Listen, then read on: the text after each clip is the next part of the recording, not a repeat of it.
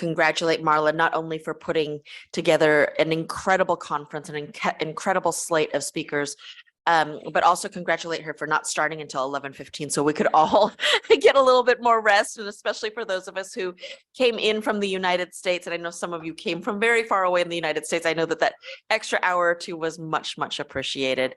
On behalf of the American Academy in Rome, I am delighted to welcome you all here, and I'm delighted to participate in this conversation that is timely, important, significant, and vital at this particular moment. And Marla Stone, our Mellon Professor in the Humanities, has done an amazing job and worked significantly hard at putting together a slate of interesting speakers, but also bringing us together in a moment of conversation, dialogue, and action, right? I think that this is not just a conversation, this is a call to action, this is a challenge. Because at this particular moment, right, in the United States and in Italy, we are faced at a kind of crisis of conscience, of who we are, of who we invite, of how we identify ourselves, and not only who gets to have the passport and who gets to have citizenship, but of those who have the passport and those who have the citizenship. What are our rights of belonging? What are our rights not only of being able to call ourselves Americans or Italians? What are responsibilities of being Americans and Italians? What are our duties as Americans and Italians to invite other people to join us? It is not just a sense of legalities, even though that is a significant and important part of the conversation, but it is also in having that citizenship, as Brenda Stevenson reminded us, we don't all belong. That even if we have the passport, we aren't made to feel welcome. That even as we are defining who is part of us and who isn't part of us, as Stephanie brought to our attention, there are some of us who are still brought to the outskirts of the city, and that those borders are constantly moving. Or as Silvana Patriarca reminded us, that these things are not invented now, but have a long trajectory and a long history. And still, as Angelica reminded us, rear its head in very, very different and very unoriginal ways of making sure that we know where our borders are. So I want to thank Marla Stone for inviting us to have this conversation and for calling us all to action. I'd also like to thank Giulia Barra and Tina Canciemi for doing an amazing job of making sure that we are all well fed, that we are warm, that we are put into our rooms, and that we have dinners together, and that we are made to feel that we are members of this community here at the American Academy. And without further ado, I'd like to share just one story about why this, I think, particular conversation is so salient. When I first arrived as the director of the American Academy in Rome here in August, and in September, as our fellows arrived, we had this very interesting case where one of our fellows was 8 months pregnant. And we knew that she was pregnant. She had already been speaking with doctors here. But as we were talking to her, and as she was preparing for the birth of her first child, I was asking her about, well, what would this mean in terms of citizenship? Well, it is not an easy process. The assumption, right, is as an American, right, as American citizens, that citizenship is automatic. It is not automatic, despite the fact that this child was born to 2 American citizens.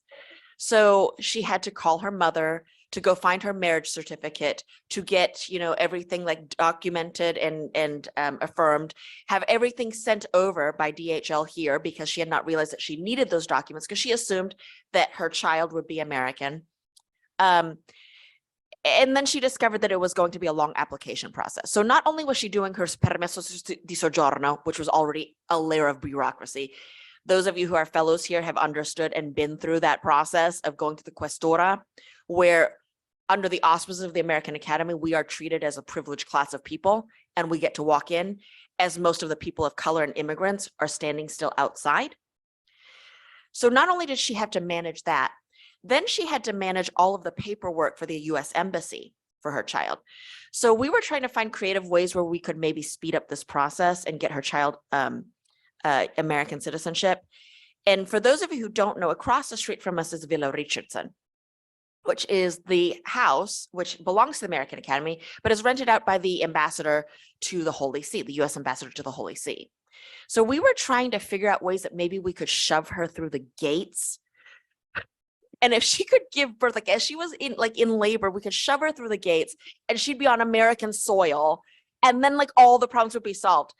Well, I Googled that, and that is actually a mythology. It is not true that that is American soil. So for any of you who are planning on having a baby here, that will not work. So American Academy, we provide services of all sorts. It is, however, my utmost pleasure to introduce to you today our first keynote speaker of the day, Pamela Ballinger, Professor of History, and Fred Cuny Chair in the History of Human Rights. She is not only a prolific and well-acknowledged, well-recognized, well-loved scholar. Her research has been funded by fellowships also here at the American Academy in Rome, and we had a lovely discussion about the various roles and various apartments she has lived in during her time at the American Academy in Rome, and she has reached the pinnacle because she is at the Villa Regia right now. But she has also been funded by fellowships by the American Council of Learned Societies, the Center for Advanced Studies in Behavioral Sciences at Stanford University, the Fulbright Foundation, the National Endowment for the Humanities, and the Social Science Research Council, among many, many others. She is the author of several books, including History and Exile, Memory and Identity at the Borders of the Balkans, La Memoria del Esilio, and The World Refugees Made, Decolonization and the Foundation of Post-War Italy.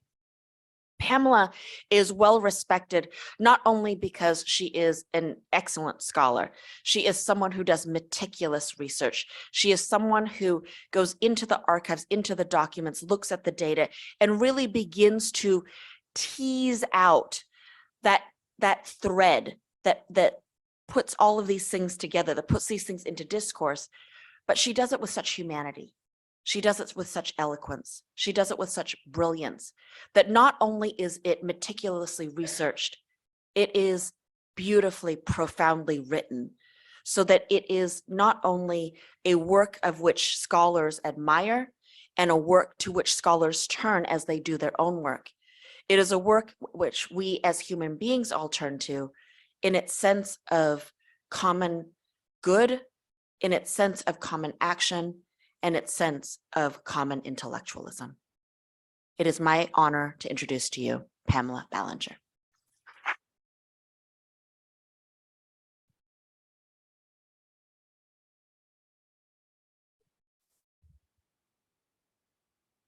Well, thank you so much, Aliza, for that really generous introduction. And thank you to Marla Stone for the invitation and the possibility to participate in this event. It's an honor to be on the same program with so many specialists on citizenship whose work has inspired me. And I think the challenge is to try to say something new. I'm not sure that I'll succeed, but I'm going to try. My talk today is fairly synthetic, and it's going to try to situate the specific topics covered in this conference within broader debates on citizenship, and then to think about where understandings of Italian citizenship have been and might be going. My own intellectual trajectory and the distance traveled between my publication in 2007 of an article in Contemporary Studies in Society and History that was entitled Borders of the Nation, Borders of Citizenship, and then my 2020 book that Aliza mentioned, The World Refugees Made, which contained a chapter dedicated to citizenship debates opened up by the loss of Italy's overseas empire and the flow of so-called repatriates or rimpatriati to the Italian peninsula. The kind of distance between these two publications reveals the sea change in scholarship on Italian citizenship. While I found invaluable guides and scholarly precedents when I first came to the question of citizenship in the early 2000s, the literature had certain limits. But in the years since, that scholarship has taken off, and it's increasingly come to focus on questions of race and diaspora. And this conference showcases these new approaches to understanding Italian belonging and their salience to contemporary politics. Let's see, I've got this in the right. Okay. So let me begin with 3 reflections on a quintessential expression or instrument of modern citizenship, the passport, about which we heard a lot yesterday. So reflection 1. In 2019, London-based artist Max Sidentoft decided to subvert the genre of the passport photo, what he deemed, quote, one of the most mundane and unexciting types of photography. It seems almost impossible for any kind of self-expression. As we see here, Sidentorp and his collaborators tested the limits of what the photographed could do outside of the rigid frame of the photo. In this, Sidentorp asserts a playful agency that mocks the affectless and standardized pretensions of the passport. And it's worth noting that while passports differ in color and design, they did become standardized in 1980 according to the regulations laid out by the United Nations International Civil Organization. With this move, Sidentoft responds implicitly to the query of cultural critics like Amitava Kumar, who writes in his book Passport Photos, quote, "The passport that you hold in your hand as you approach the immigration officer has a purpose and a coherence that is governed by its own rules. The passport chooses to tell its story about you. Is that story one of your own making? Can it ever be?" End quote. Sidentoft suggests a place for play and subversion, for making one's story, but it's one that remains illegible and firmly out of view of the passport issuing agent or the authority examining it. And this last image, I think, also reminds us of the bureaucratic entanglements from which most of us cannot escape, however much we would like to be authors, the exclusive authors of our own story. Reflection 2. Imagine yourself visiting the Adriatic port city of Trieste on Italy's northeastern border. Follow the classic tourist itinerary from Piazza Unità d'Italia, which fronts onto the sea and bears the unmistakable imprint of the Habsburgs who built the town hall there. Trieste's 500 plus years under Austrian control are reflected in the neoclassical buildings of the Borgo Torresiano. Passing from Piazza Unità through Piazza della Borsa or the Stock Exchange, look up and note the prominent display that fronts onto that small square. A sign in English reads, "Welcome to the Free Territory of Trieste." Below, a display of American, British, and Triestine flags that's okay. In larger and emphatic print is a plea, USA and UK come back. For the casual visitor unaware of the history of the Free Territory of Trieste, which was technically in existence from 1947 to 1954. I know it's feedback. These windows may appear merely curious. For those who do know the history of the FTT, including Trieste residents, this may appear merely a tongue-in-cheek form of street art or perhaps the eccentric musings of the building's owner. But a quick investigation reveals that behind this window front lies a group calling itself the Free Territory of Trieste Movement, or Movimento Trieste Libera, founded in 2011. The Free Trieste movement invokes the FTT established by the 1947 peace treaty with Italy.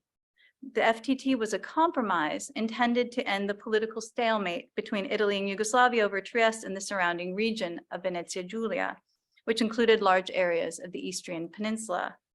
The territorial contest over this area arose in the closing days of World War II, with an initial compromise resulting in Anglo-American allied military government in and around Trieste, as well as the naval port city of Pola or Pula at the southern tip of the Eastern Peninsula. This was what was called Zone A. We don't need to enter all those particularities. Zone B was under Yugoslav military administration.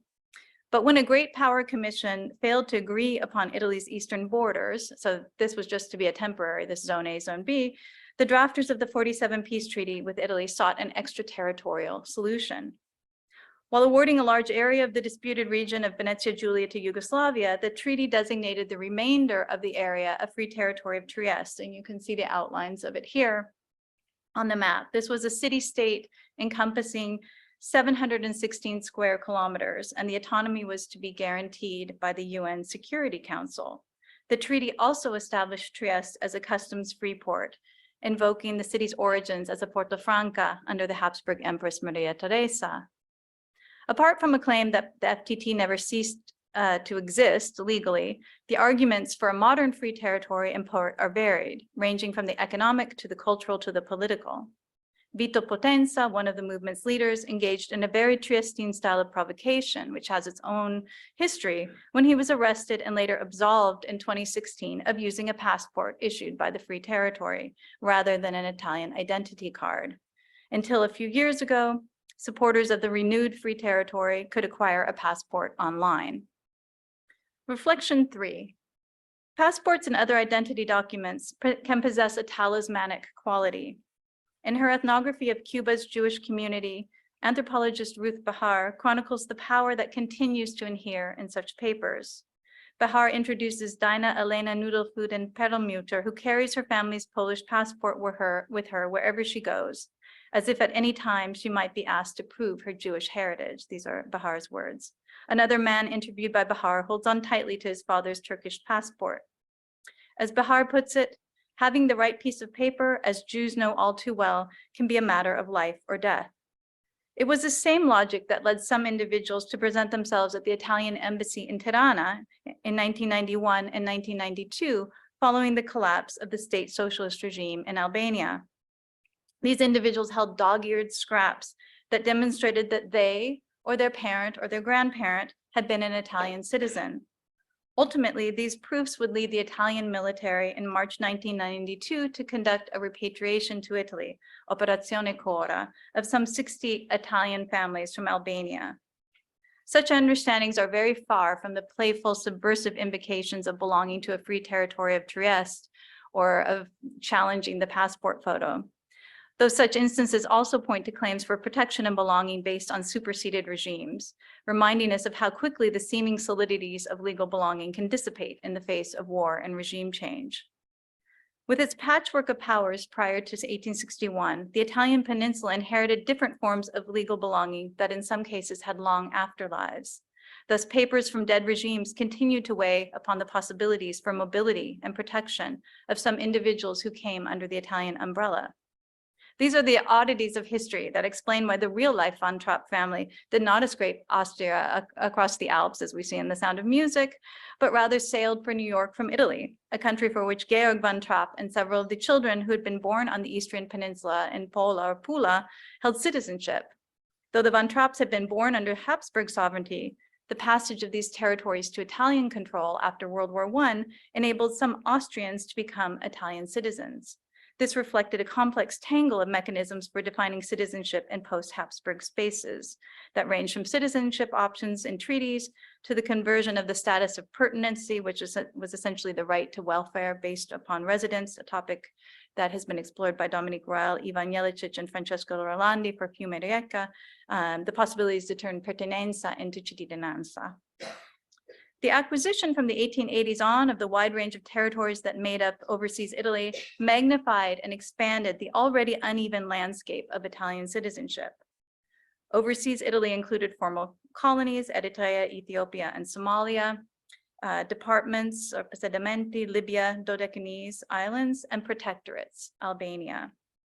A hierarchy of citizenship statuses that ranged from full metropolitan citizenship to demi-citizenship to colonial subjecthood, about which we're going to hear a lot this afternoon, mapped onto these distinct territorial statuses. This reflects historian Lauren Benton's observations about the political unevenness of empire and its legal structures, which in her words, did not cover space evenly, but composed a fabric full of holes, stitched together out of pieces, a tangle of strings. In addition, Italy inherited other imperial citizenship practices beyond those of the Habsburg territories it acquired after 1866 and World War I, such as the protege status accorded some Europeans in the Ottoman Empire, according to the terms of the capitulations. Italy's acquisition of Ottoman Libya and the Dodecanese Islands in 1911 and 1912, for example, taxed Italy with determining whether, and if so how, forms of Ottoman belonging mapped onto the Italian nation empire. Sites like the former colonies or the Free Territory of Trieste, spaces of so-called sovereign anomalies, underscore the lumpiness or stringiness of citizenship in general and Italian imperial citizenship specifically. Thus, we always need to situate citizenship on a spectrum. In the words of Catherine Kotel-Studemeyer, citizenship is multi-scalar. It operates across scales. Passports and the regimes of sovereignty that they represent of course, allow some individuals in some moments and contexts the privilege of mobility, whereas for others they entail precarity and exclusion. And we've heard a lot about this, and Eliza just brought this up. At one extreme of the continuum, we have what anthropologist Aiwa Ong has deemed flexible citizenship. quote, the strategies and effects employed by managers and professionals who regularly move across state boundaries, who seek both to circumvent and benefit from different nation-state regimes, end quote. Although Ong developed her notion to describe wealthy late 20th century migrants, many of the humble labor migrants who left Italy in the late 19th and early 20th centuries did possess a certain flexibility, though this owed much to receiving countries whose labor needs allowed for relatively easy access by our standards today and made possible patterns of circular and return migration. As David Cook-Martin has documented, in the late 19th century, there was fierce competition among states for migrants, with labor-hungry states like Argentina vying with the US for Italian and Spanish laborers. And Argentina encouraged these migrations by facilitating dual citizenship. And we heard a lot from Roberta Perger yesterday about dual citizenship during the fascist period. At the other end of the continuum are those with the wrong passport, or those who are stateless, though there may occur a dark mirroring effect of flexibility when critics complain about refugees engaged in asylum shopping. Indeed, in the estimation of scholars like Catherine Cottrell-Studemeyer, citizenship possesses an inherent flexibility rather than rigidity. This reflects the fact that regimes of belonging are always provisional and contingent, which explains, of course, why authorities in whose names these legal instruments are issued are typically so eager, anxious even, to defend their borders and to give them an air of fixity that they don't actually possess. Even those fortunate to possess a relatively elastic form of citizenship experience sharp curtailments in the face of the global pandemic, for example. Excuse me. This contingency helps explain why citizenship is such a rich topic for scholars, or in scholar speak, why citizenship is good to think with.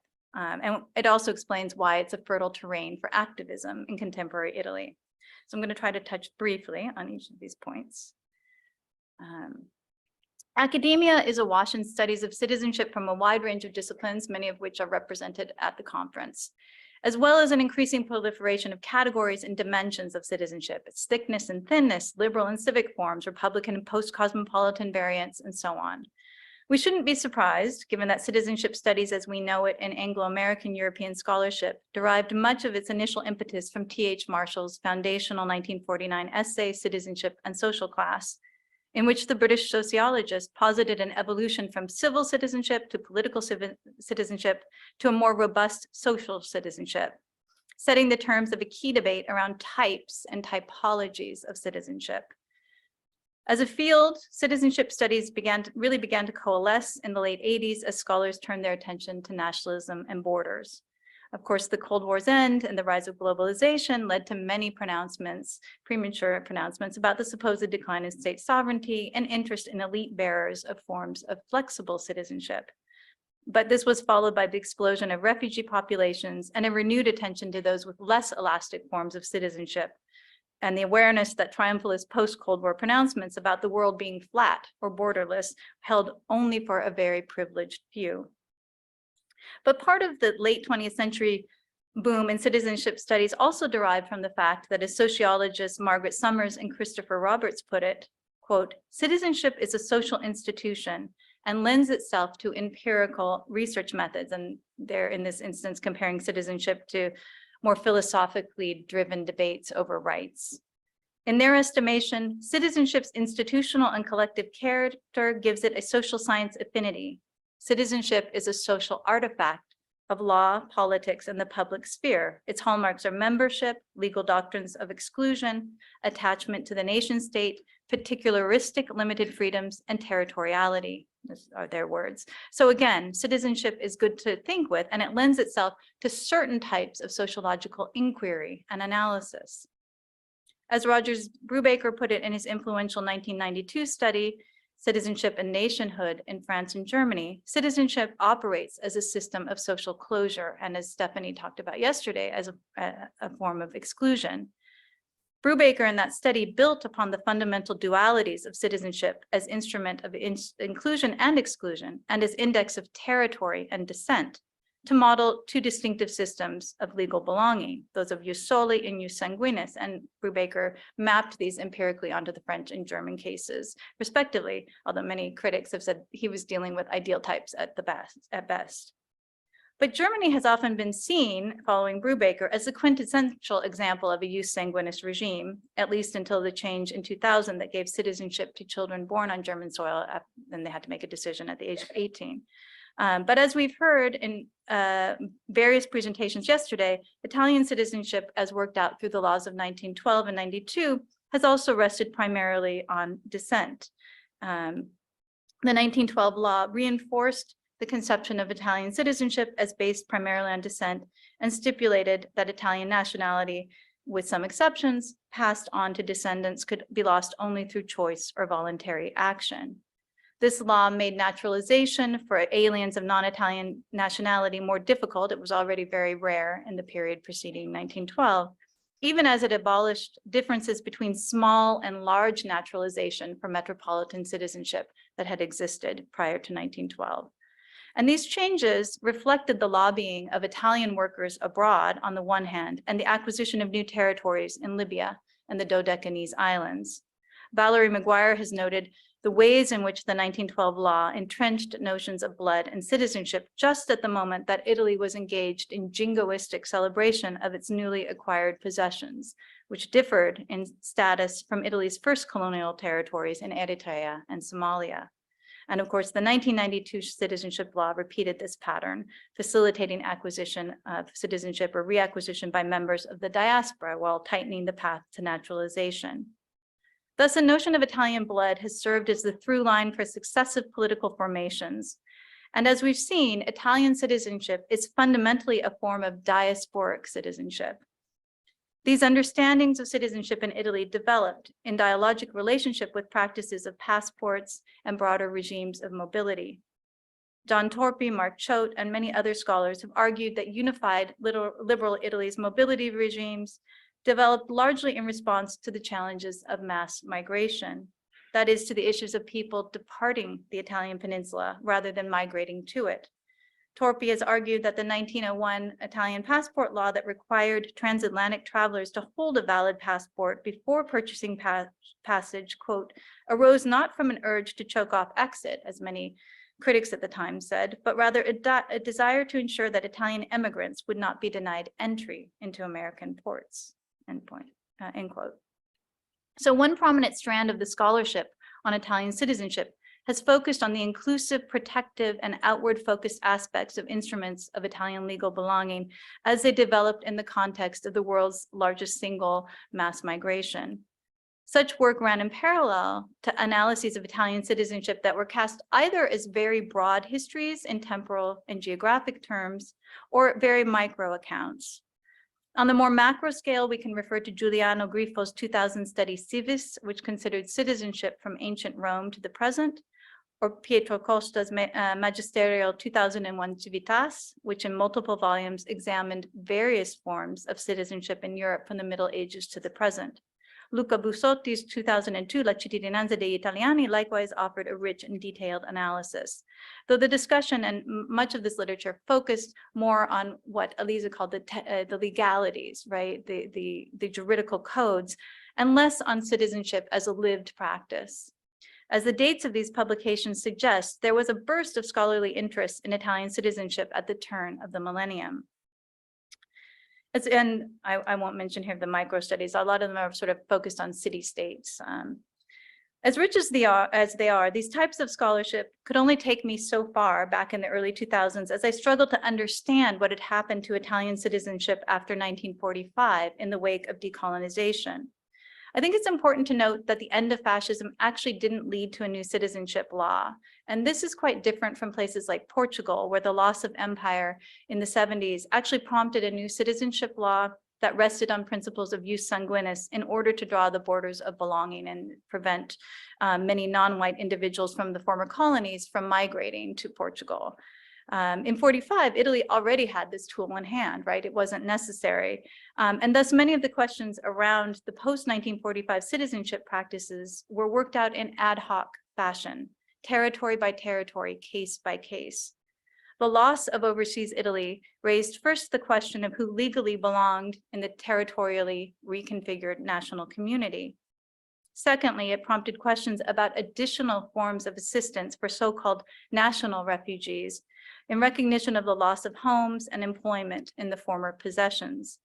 Indeed, it was one particular case, the complex story of the citizenship option laid out in Article 19 of the 1947 Peace Treaty, that's what created the Free Territory of Trieste, that first caught my attention and led me towards this broader study of citizenship, or the basis of the chapter on citizenship after 45 for individuals coming from former territories. The 1947 Peace Treaty abrogated Italian claims to its former colonies in Africa and its protectorate in Albania. Article 19 of the treaty also laid out the procedure in which residents of the ceded territories of the Dodecanese and Istria, Kvarner, as well as the area of Val d'Aosta that was given to France, could opt for Italian citizenship rather than becoming citizens of the new states in which they found themselves. Opting for Italian citizenship required moving from the lost territory to the new newly reconfigured Italian state, and was in theory only open to those who satisfied the criteria of Italianness. The principal requirements in this case were Italian as the lingua d'uso, language of use, and domicilio or domicile in Italy on the 10th of June 1940 when Italy entered the war. But determining Italianness on the ground was no easy feat. And also the Italian and the Yugoslav governments for that particular option did not behave consistently or in the same ways about who had the right to opt in practice. That is, who counted as a real Italian. And I quickly learned this once I started to look at these dilemmas of definition. One set of challenges reflected the lack of definition of customary language. A 1947 note from the Ministry of Foreign Affairs in Italy noted that lingua d'uso implied the language normally adopted by a person in familiar and most common contexts, but then added that this language was a question of fact and proof. Aware of the widespread bilingualism in the Eastern Border region, the Ministry of the Interior counseled in a 1950 memo that lingua d'uso really should mean lingua materna, i.e. the native language, the language of the patria, that is the language of the nation to which one belongs. This is the quote. So this was sometimes glossed as lingua di sentimento or lingua di cuore, implying that individuals possess a soul interior language that expresses their true ethnic self. This insistence on interior language reflected the Italian government's fears that ethnic Slavs were making false declarations about their language of customary use to infiltrate the border around Gorizia and Trieste.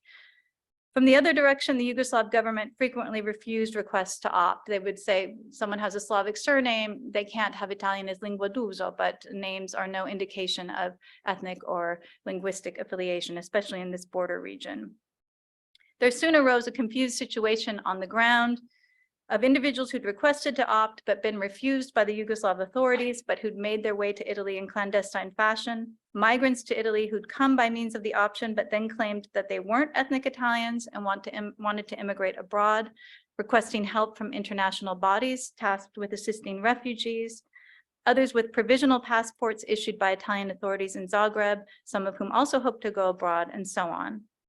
This created a nightmare for individuals in the officials in the International Refugee Organization, who were receiving numerous requests for people from Venezia Giulia and the Dodecanese Islands to be recognized as international refugees, that is, to be helped to emigrate abroad rather than Italian citizens.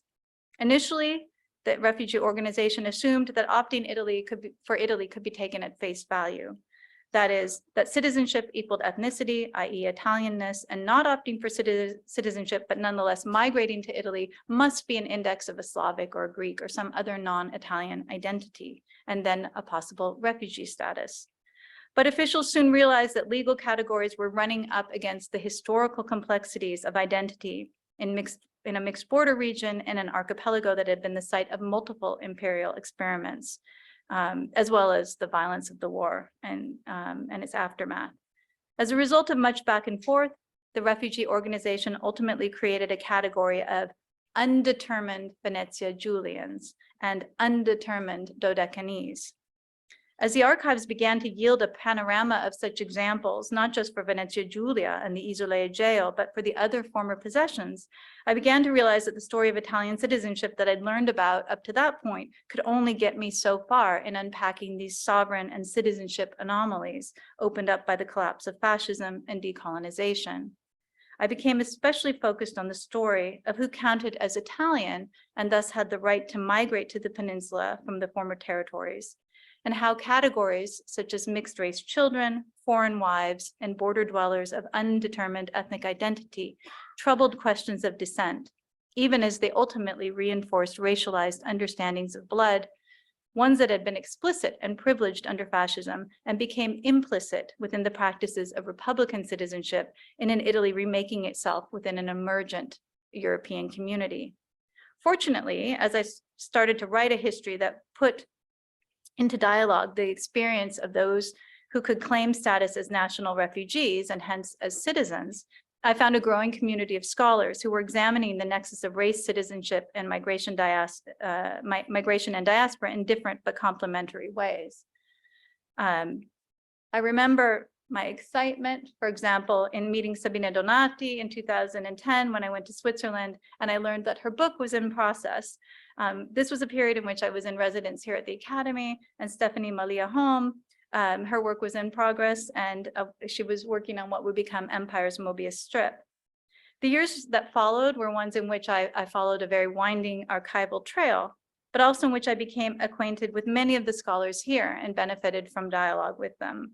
I can only nominate a few, but I'm thinking of Nicola Camilleri and his idea of discretional aspects of colonial citizenship, Olindo di Napoli's study of the race laws and the complex intertwining of notions of race in metropole and overseas possessions, and Gia Cagliotti's findings on how, by the time of World War I, Italy's passport and mobility regimes came to focus on foreigners seeking to enter the country, along with a spy fever and Germanophobia.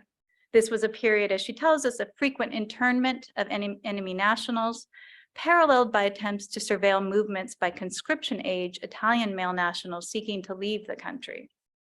Also critical to my thinking were Valerio De Plano's analyses of mixed-race children in Italy after the war, and Silvana Patriarca's reflections on the color of the Republic, Il colore della cittadinanza. So I'm just bringing myself into the story to illustrate how this community of scholars around questions of citizenship has been built up through conferences like this one, publications, and dialogue, and the Academy's been an important part of that.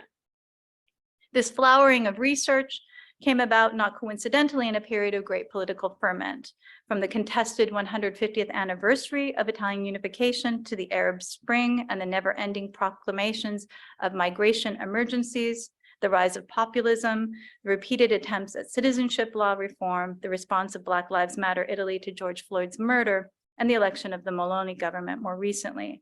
So this reminds us, and this echoes Aliza, that citizenship is not only good to think with, but it's urgent to think with.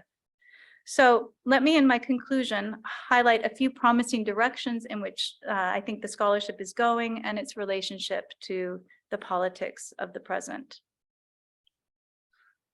Once seen as a boot, a peninsula jutting out into the Mediterranean Sea, Italy is increasingly conceptualized by scholars as a transnational entity, conceived and realized in diaspora, a fluid entity, perhaps a boat.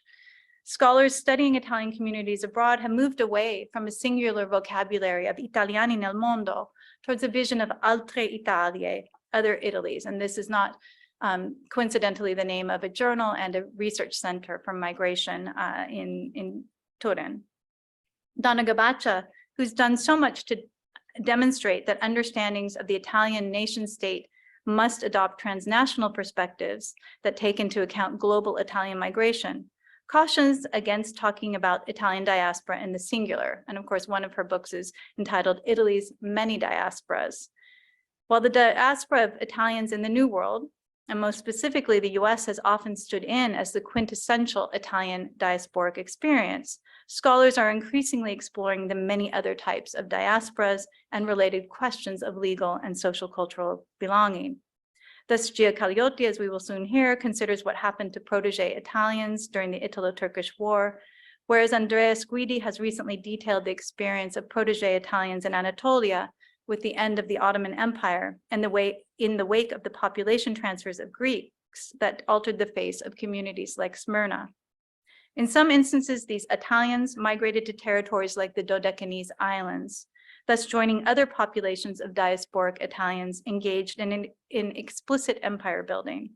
Both Simona Berhe and Niccolo Camilleri will soon tell us more about the particularities of Italy's graduated citizenship, a result of Italia Oltremare's graduated sovereignty, this hierarchy that rested on race, civilization, and understandings of cultural proximity to Italy. And I should add that Simone Berhe's and Elindo Di Napoli's recent edited volume, Citizens and Subjects of the Italian Colonies, showcases really cutting-edge work that reflects emerging paradigms that route citizenship through questions of race, empire, and diaspora. Recently, Lucy Real has joined the chorus of scholars urging for a more capacious vision of Italian empire and its diasporic agents, both in geographic and temporal terms. Real builds upon Mark Choate's seminal discussion of the two-pronged track of Italian colonialism, in which schemes for formal colonies ran in parallel and in points entangled with those of ethnographic or expatriate colonies to promote Italian interests abroad. Many of these ethnographic colonies existed in other powers' colonies, reminding us that there were always more Italians in other colonies like French Tunisia or Algeria than in the formal Italian colonies. And as I noted earlier, scholars are increasingly attentive to how these type of expatriate Italians were subject to other imperial forms of citizenship and race, and the ways in which Italian citizenship practices were forged through these global conversations and migratory flows. In focusing on 19th century Italian settlers or coloni in Lima, however, Lucy Real highlights the global ambitions of Piedmontese and Genoese elites in the period preceding Italian unification, which raises an intriguing point about our conventional periodization of Italian empire and citizenship. In my own research, I've sought to reconceptualize Italian multiplicities, including those of citizenship, in terms of what I call oltre Italie, thereby going beyond the idea of altre Italie or other Italies, trying to overcome territorially delimited understandings of Italy, however pluralized they are. And I have to thank Stephanie for pushing my thinking in this direction. Oltre Italia draws upon the label oltre, which means beyond, used to differentiate between those who immigrated across the sea, oltremare, from those who migrated across or beyond the mountains, oltremontane. And as we've seen under fascism, Italia oltremare referred to this wide range of possessions. So this notion, I hope to capture these associations, but also to point towards other ones, particularly ideas associated with the mobility paradigm articulated by sociologists Mimi Scheller and John Urry. Scheller and Urry contend that places are like ships, moving around and not staying in one location. Places travel, slow or fast, greater or shorter distances within networks of human and non-human agents. Places are about relationships, about the placing of peoples, materials, images, and the systems of difference that they perform. This image of places as ship-like returns us to the point with which I opened this last section about rethinking Italy as no longer a boot, but a boat. Quite literally, ships facilitated the migratory streams that constitute oltre Italia, and of course, the boat imagery brings to mind all kinds of scenes of arrival. In seeking to conceptualize further these particular spaces of migration as boat-like, we might draw upon Foucault's notion of heterotopia. And again, thank you to Stephanie for pushing me in this direction some years ago. In his short and speculative piece on other spaces, Foucault played with the notion of what he considered, in his words, a counter site, one where incompatible sites could be juxtaposed, of which for Foucault, the ship represented the heterotopia par excellence. Back in 2015, I asked, if anchored in some kind of space at all, might the space of oltre Italia best be imagined then in ship-like terms? Today, I would add, might oltre Italia's net of citizenship practices and codes be conceived of as lines that moor, in thinking about the tangle of strings from Benton, strings and lines that moor and anchor, but also can slacken or fray. Such a ship of many diasporas sailing global seas brings to mind the work of scholars like Camilla Hawthorne, Angelica Pesarini, and Alessandra Di Maio in charting Black Mediterranean geographies. And I think this is pointing a key way forward for studies of Italian citizenship. This is my final point. Attuned to diasporic difference, Hawthorne cautions against any monolithic understanding of Black Italy or Black Mediterranean. In her 2022 study, Contesting Race and Citizenship, she contends Afro-descendants who were born or raised in Italy are focusing not only on access to national citizenship, but also on the political collectivities that can be forged through a shared sense of Blackness and the way that this orientation on the Black diaspora throws into question the limits of national citizenship as a means of ameliorating the most severe insults of the Italian racial state, right? So citizenship is a necessary but far from sufficient condition for addressing these issues. But at the same time, she says, Blackness is not a unitary, self-evident category. Who constitutes Black Italy and whose interests are represented by the new politics mobilized around Black Italianness? What work does this category do and who is left out? And this is end quote. So one of Hawthorne's aims is to decenter the North Atlantic in our narratives of racism and resistance. So she effectively wants to provincialize Paul Gilroy's Black Atlantic. As in the case of Italy's many diasporas, activists and scholars alike are complicating Atlantic-centric understandings of African diaspora in favor of studies that emphasize Africa's many diasporas across many seas. Scholarly conceptualizations and lived experiences of Italian and African diasporas can and should continue to be put into productive tension, as Hawthorne and others are doing, that is used to interrogate one another and possibly imagine new futures. This is not to render these experiences equivalent or to flatten difference, but to use that difference productively, reminding us that Italy's many diasporas include African and Black diasporas, and Africa's global diasporas include Italian diasporas. Thus, the Italian heterotopia where incompatible sites could be juxtaposed, to return to Foucault's words. And of course, at certain key points, these diasporas intersect and entangle. Indeed, Camilla Hawthorne positions herself in her scholarly work as the product of these two diasporas. And it's important to see the historical simultaneity and contemporaneity of these diasporas. Even well-intentioned efforts to put such experiences into dialogue sometimes treat them, at least in the Mediterranean space, as successive. Thus, the Museo dell'Immigrazione Italiana in Rome, when it was actually a physical space, it's now just a virtual space, detailed the story of the many migrations that made Italy a kind of boat on global seas before you got to the final room, which was dedicated to today's immigrants to Italy. And the online version now has Ieri degli Italiani juxtaposed the Oggi degli altri, no, gli altri. Now, what this does is treat these as if these are merely analogous stories that follow in linear fashion, right? First emigration, then immigration, rather than entangled stories in which Italians became Italian and became whitened through migration to the Americas and beyond, and through empire building in Africa, and in which citizenship was historically worked out in ways that rendered Italian blood not red, but white. More useful, perhaps, would be a framework for studying citizenship that, following literary scholar Michael Rothberg's articulations of multi-directional memories as, quote, subject to ongoing negotiation, cross-referencing, and borrowing, end quote, takes account of multi-directional diasporas. This, in turn, could inform imaginings by scholars and activists alike of new forms of solidarity and more inclusive forms of citizenship. Indeed, while Rothberg's writings on the multidirectionality of the Holocaust, slavery, and colonialism as what he calls singular yet relational histories are best known, elsewhere he and Yasmin Yildiz have sketched out a notion of what they call memory citizenship.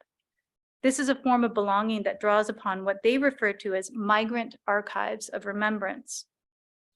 In their analysis, Rothberg and Yildiz focus on how the histories of Turkish and Jewish populations in Germany might come together in, quote, a single site of memory that accommodates a diversity of histories that resonate with each other instead of erasing each other, end quote. Though the German case that Rothberg and Yildiz explore proves quite different from that of Italy, Their notion of memory citizenship has purchase, I would suggest, for rethinking Italian citizenship in ways that take account of a diversity of diasporic histories. Furthermore, such a framework invites dialogue and collaboration between artists, activists, and scholars in assembling or constructing migrant and diasporic archives. This returns us to the vignettes with which I began and the role of artists in subverting our understandings of citizenship and its instruments. Not surprisingly, oh, sorry, I missed also this important book. Apologies, and Angelica Pasarini is part of this collective. This returns us, not surprisingly, Rothberg and Yildiz take as their starting point for this notion of memory citizenship, the controversial work of artist Hans Hacke with his 1999 installation at the Reichstag. And so in contrast to the 1916 inscription to the German people, here we have to the population, the German population, a move to recognize the heterogeneity of Germany. For the Mediterranean, scholars from Ian Chambers to Alessandra Di Maio to Silvana Patriarca yesterday in her discussion of writers have similarly highlighted art as a critical means not only to reveal the Mediterranean's multiplicities, but to suture and resuture them in ways that break with the exclusionary logics such as those of jus sanguinis. Di Maio, for example, describes the trial run of the symbolic grand voyage of return, captained by Nigerian playwright and novelist Wole Soyinka, a marquee event of the 2018 Mediterranean Archipelago Biennale organized in Palermo. Can we begin to envision a metaphorical grand voyage of return for Italy's many and multi-directional diasporas in service to new forms of citizenship? If so, the American Academy, with its mixture of artists and scholars, seems like a good place from which to think and to sketch out the forms that such a voyage might take. Thank you so much for your attention.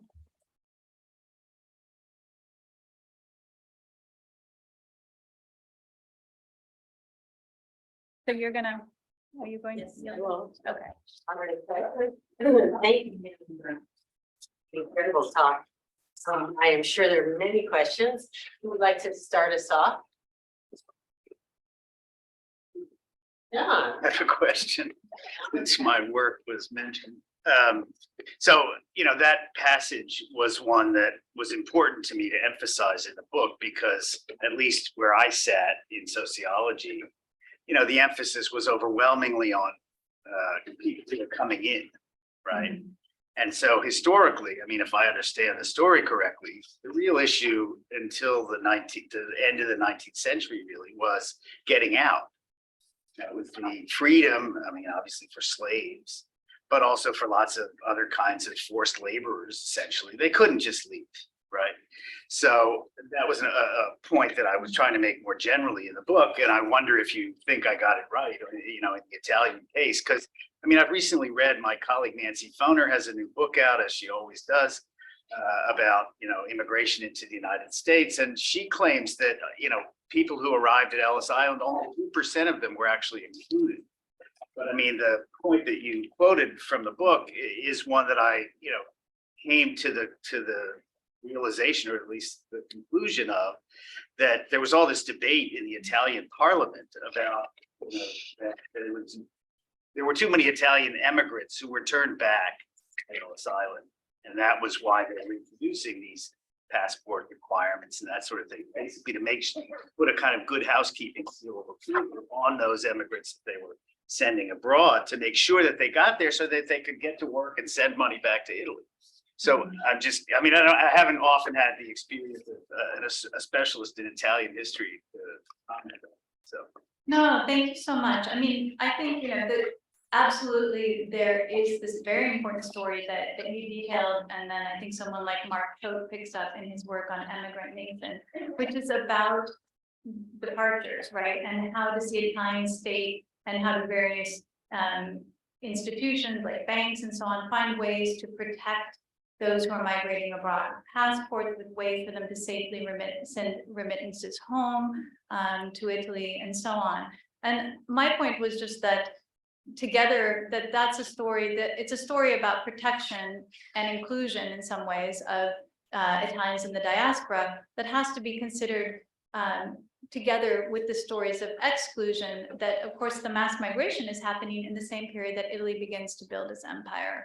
And then also, there's work that I mentioned by Gia Cagliotti, but others also about the increasing suspicion with which certain foreign populations are viewed in the Italian peninsula in the same time period. So I really think it's more about, looking at the inclusion exclusion as dialogic and seeing that. But I mean, your work was absolutely, essential for me to think about also the passport and, how those papers of protection in that instance develop. And then I think someone like Mark Choate really shows us it develops into a much larger regime of care or attempted care on the part of liberal Italy for those who are leaving.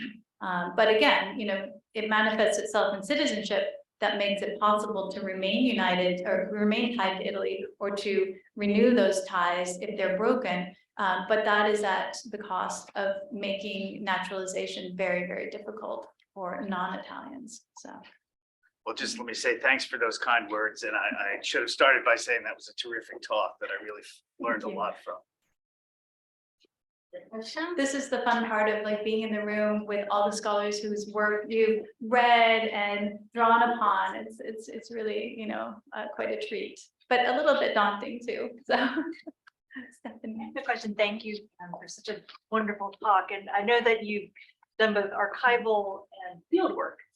But then I was curious, you're talking about the diaspora today, but I was curious about your fieldwork in places like Fertilia and Turin with these esuli, and how, this ripple effect of those who opted, how is that, how does that affect forms and feelings of belonging today in places like Fertilia? To be honest, I'm not sure that the option process itself was so critical for these Eastern Julian Dalmatian exiles in terms of their feeling of belonging.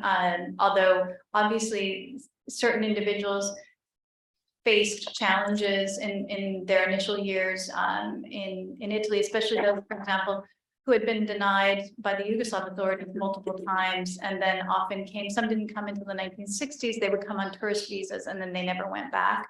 But I think, the questions of belonging are more acute in terms of this feeling that their neighbors in Italy didn't recognize them as, truly Italian, or saw them as different. And so when someone, would be called lo slavo, this was very, frustrating to some of them, because they felt that they were, 150% Italian, right? And this kind of hyper Italianness that had to be demonstrated in various ways. And so, I think this is a story that's very common with national refugees of various types, a sense that they were disappointed by the treatment in the place they left, but the thing that shocked them most was the treatment in Italy.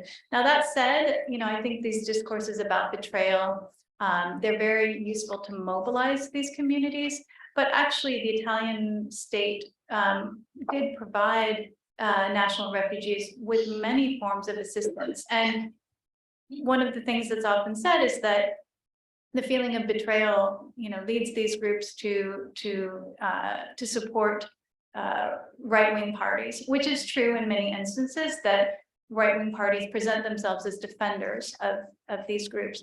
But it was really the Christian democratic state that provided these groups with the majority of their aid. I mean, there was, housing, there were particular points that you would get in employment concorsi and so on. So it's also, I mean, it's a very kind of complex story.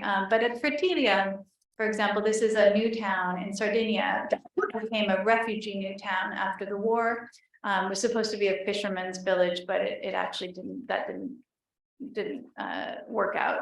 I think the option and citizenship, that was just the first step, and then they saw their challenges as much more the integration at the local level. So people in Fertilia felt very distinct from the people in Alghero, which is so close that you can ride a bicycle in like 15 minutes. Yeah. But thank you. Yeah, thanks, ma'am, for this wonderful talk. And you're too modest. I mean, you open so many directions of right of research. So I was wondering about the last image that you showed, right? For this renaming, right, from people to population. Mhm. And it's sort of ironic because when I think about population, I think about the sort of pre-national sort of states which were already interested in biopolitics, right? In mapping, studying the population. So the population was then, you know, the object of this kind of investment by the state. So it's like maybe we are at a loss of it to come up with new words. You know, we're going back to that kind of older terminology that has been replaced. I mean, I understand, you know, I'm The language of statistics. the first person to think about, right, the dark side of the people, right, the nation in reality, right, it's national sovereignty. Maybe population is not the way to go. No, I was just wondering because I'm at a loss too. I mean, what do we do? I mean, we want to re-signify the people to make it into something that is not linked to that homogeneous idea of the nation.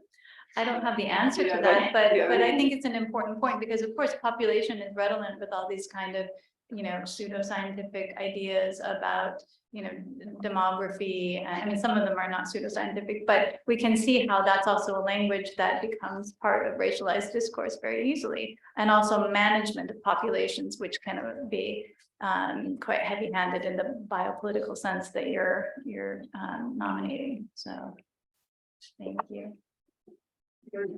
Yeah, thank you so much, Pamela. This is wonderful.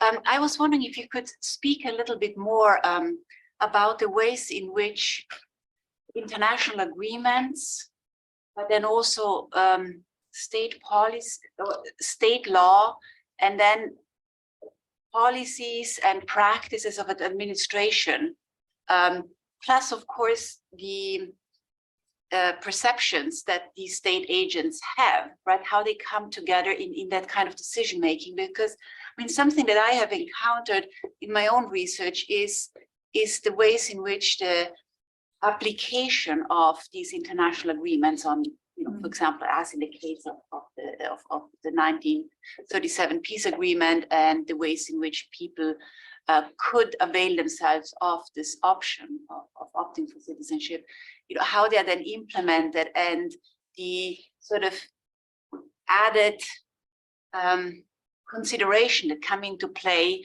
when the case actually lies in front of an administrator, so lies on an administrator's desk, who then, you know, has to decide. No, thank you. That's an excellent question. And I think it goes back, you know, to what I was saying, that of course the work on the legalities of citizenship or, you know, options and so on is very important. We need to understand, you know, what were the legal parameters, what are the kind of histories of rights. So there's a history of international option agreements, and you know, I think it's really only in the interwar and then after 45 that options require people who opt to physically move, right, to the new space before you could opt and be a citizen in some other state or power. But absolutely, I think the contingency of how these things work out in practice, I mean, that's what fascinates me as a scholar is, I mean, you know, I guess it's easy to say it's so messy, but it really is, right? And so much of, you know, individual stories depend on who did they encounter that day, right? So in the case of the Eastern option, you know, did someone go to the office and or was waiting in the line for the option, and then the Yugoslav military came out and started to beat people, and then they decided, we're not leaving, we're going home, you know, and that was the case of some people I knew, you know, whose families never left, what's today Croatia. In other cases, there were these provisional passports that were issued in Zagreb. So some people made it to the Italian, I can't remember if it was the embassy or the consulate, but they got these provisional passports that allowed them to go to Italy. And these are people that either they didn't opt or they had been rejected for the option by the Yugoslav authorities.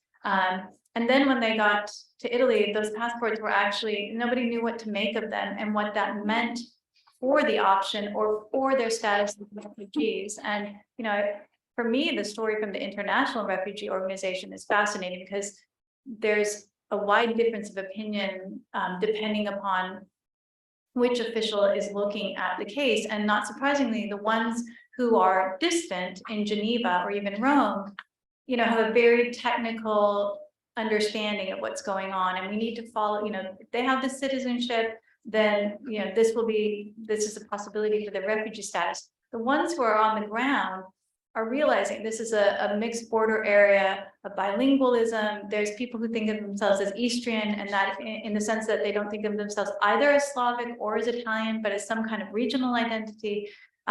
So, you know, those voices play out, and it depends, of course, on the organization, like how they weigh those voices. So the International Refugee Organization actually flip-flops multiple times. They make exceptions, they admit certain categories of people into the refugee status coming from Venezia Giulia, less so Dodecanese Islands. They spend a lot of time on Venezia Giulia arguing about how to understand the situation. And so, you know, some people who wanted to be considered refugees, which meant they would get assistance to emigrate abroad, are denied. Then they're reconsidered and they're told you have refugee status, we'll assist your immigration overseas. They liquidate their savings, any property that they still have. And then the IRO reverses course and says, oh, I'm sorry, you actually aren't eligible anymore as refugees. So there's also this, you know, for the individuals who are caught in these bureaucratic nets, you know, this kind of whiplash of not knowing from day to day or official to official. I mean, so I think there is so much of it that I don't know if arbitrary is the right word, but that's why I said it was ad hoc, you know, that these organizations as well as states are just trying to figure out, like, what does this mean in practice? And when you looked at the option for Dodecanese and then for Val d'Aosta, also the state, so with the Greek state or the French state, they responded very differently to the option than, say, the Yugoslavs did, right? So it's also this kind of relationship between the new state that acquired the territory and then the Italian state. That made a huge difference as well, so. Oh, thanks, Pamela. Very, very inspiring talk. We were just talking on this with Roberta yesterday, and we were wondering. I mean, and it's your talk, I think, points into this direction. That especially, possibly until to citizenship or different rights are attached, citizenship matters mainly for people who move, or for people who are in border zones where borders. So, I mean, from all the things, all the books and the research you quoted in a certain way are concentrated on people who are constantly looking for a place, which is a kind of physical place, but also a legal place. I totally agree with you. This reasoning along this inclusion and exclusion, dialogue. But mainly, we're talking all about people who are potentially excluded and kind of struggle to belong, to quote the recent book of Dita Gozevinko on citizenship in Europe. I don't know if you agree with that, but this also I think requires us to start also thinking about the citizenship of those who are kind of stay, who don't move, who are not, I mean, whose citizenship is not contested. No, thank you. I mean, I think, you know, I agree that, I mean, the question of citizenship becomes most acute when someone has to move, or as you said, when borders move. So I think about, you know, people in Istria, for example, who never moved, but were able eventually to acquire Italian citizenship. And it, of course, is a tremendous resource for them because it means access to healthcare in Italy. They can go to Trieste.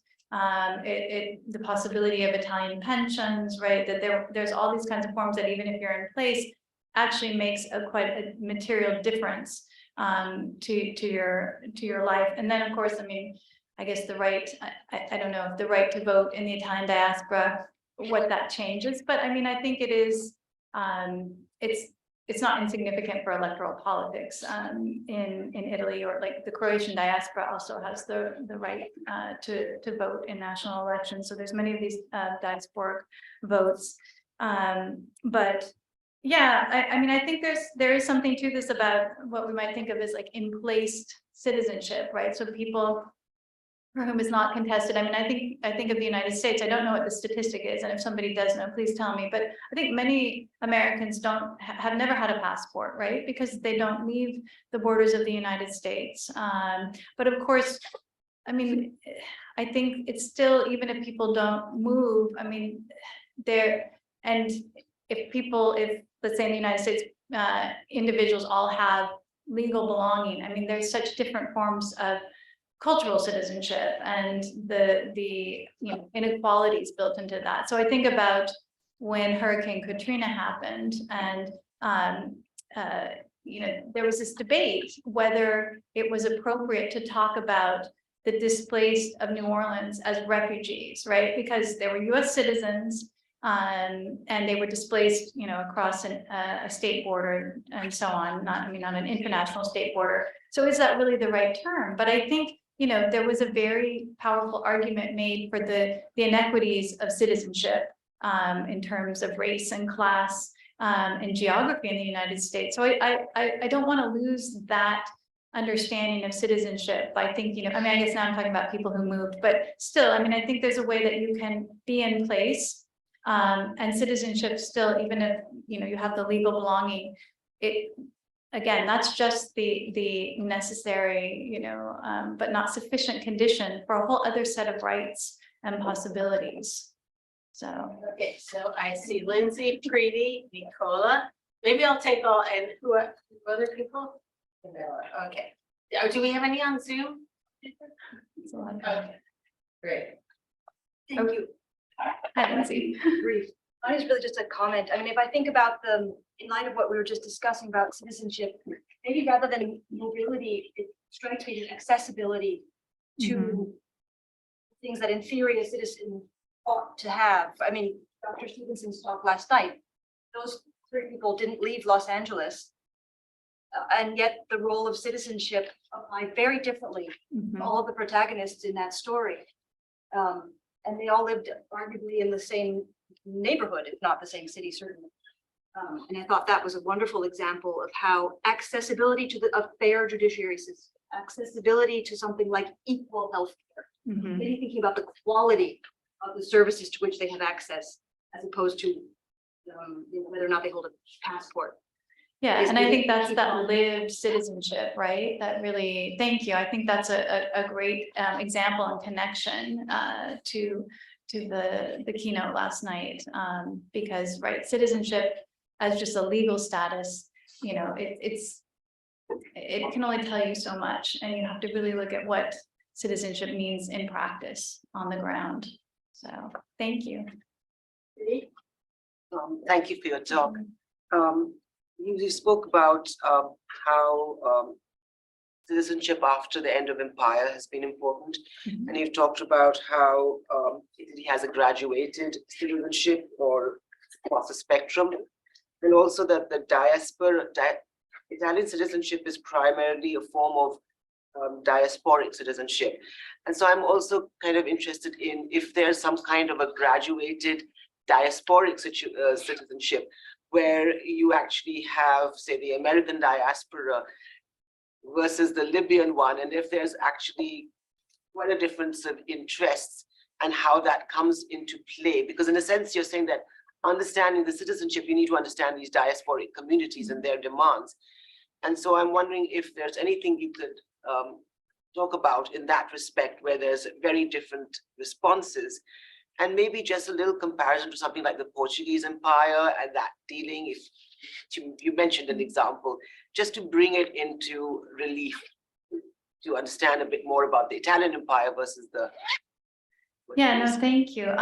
So I mean, I think definitely in the period of Italian Empire and this larger overseas Italy, which was a collection of different kinds of territories, there is very much a graduated citizenship, and I think we're going to hear a lot of talks today about, you know, these special citizenships that gave certain rights, but not all of them. So there was a special Libyan citizenship, a special Aegean citizenship. So, and this, of course, is a common feature of empires, right? To not have full citizenship and have these sort of, by today's standards, you know, special arrangements. And one of the things that interested me is that once Italy loses its territories, you do have this flattening of the citizenship regime, right? And the challenge then is how, you know, what happens to all of these special categories or not full categories of citizenship? Do they translate into the new Republican form of citizenship? And, you know, in many cases, they don't. So, you know, the special Libyan citizenship and so on, the Dodecanese is a very kind of tragic case. I think as Stephanie talked about yesterday, you had Jews who had the Aegean citizenship. And when the racial laws come into effect, there's a debate. So, you know, should that citizenship be revoked? And initially, Chano, who is the Minister of Foreign Affairs, yeah, he thinks that that has been guaranteed as a right. But De Vecchi, who's the governor of the Dodecanese Islands, says no, it was something that was bestowed. It was discretional, to use Niccolo Camilleri's term, right? And thus it can be, and then was revoked. And so also the fragility of those statuses, you know, that in the end don't provide much protection. But as Stephanie also told us, the kind of historical ambiguities of also these imperial spaces where some people have other powers protections, the French or the British, and this leads to differential outcomes for survival, right?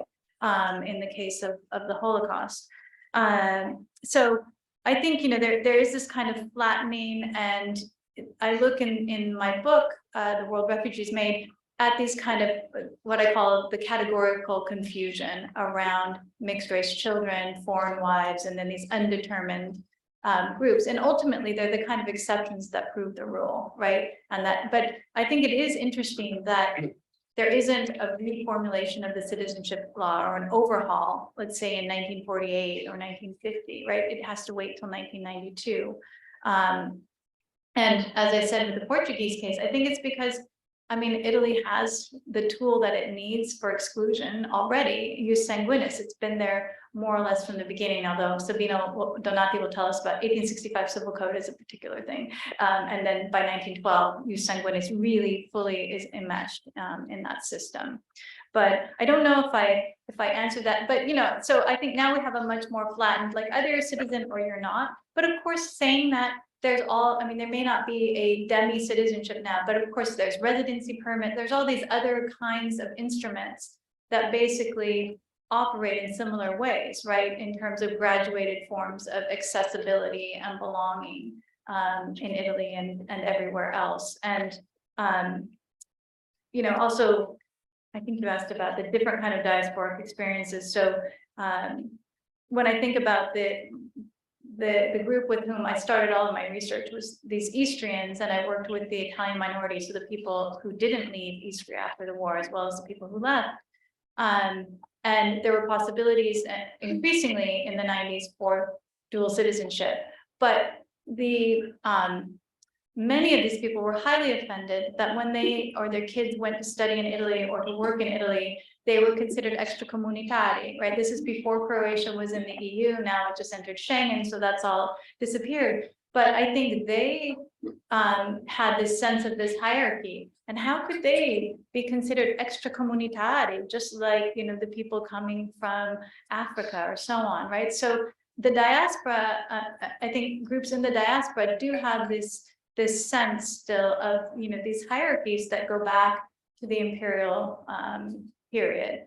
And, they should be considered real, like metropolitan Italians, not extracomunitari. So, thank you. I'm so overwhelmed by the beautiful things you said in the talk that I don't know where to start with my comments and with my questions. And of course, I thank you so much for the attention you paid to my work. So my question goes, rather than in the past, in the future. I know that historians, of course, are not prophets, and so I don't expect it to explain us the future. But given the importance that also this colonial dimension has assumed in the debates about now belonging and the citizenship in Italy, and also the activism you mentioned, how do you see citizenship in 20 years in Europe, for example? I mean, Fred Cooper talks about multiple citizenship, and we all are in like globalized world with heavy mobility, but also with strong inequalities. Yeah. So what do you think about that? I mean, yes, I'm not a prophet, and I'm sort of, unfortunately, by nature pessimistic. My husband says I'm an Eeyore. So, I mean, I would like to hope that in 20 years that the situation of citizenship in Europe would, be much more inclusive. But I'm not optimistic when I think about the challenges of global climate change and the kinds of fights over resources, what we see happening now with the conflict in Ukraine. But I do think, and that was, I was trying to sort of gesture at that. I think if we take Italy, for example, I think there's always this disjuncture, right, between the experiences of many of the populations of the Italian diaspora, or those in Italy who have an experience as national refugees, and the experience of today, right? And I find it, I've seen many instances of solidarity, but often when I worked with former national refugees and brought up the question of today's refugees in Italy, there's this distancing, right? Like, oh, well, we were the good refugees, and these refugees don't want to work, they just want assistance, and so on. And I was sort of trying to gesture to that I think, again, empathy is a necessary but not sufficient condition. But until I think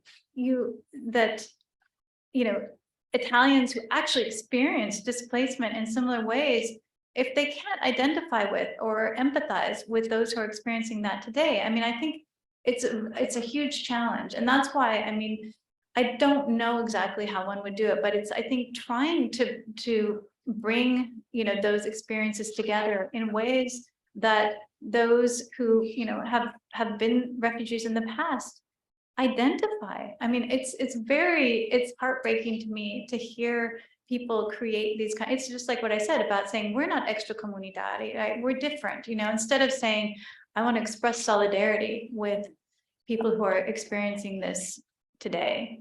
And that's why I put hope that maybe art is a space to start those kinds of dialogues and actually, bring together, these populations. But spero. Yeah. Well, maybe on that hopeful note, we'll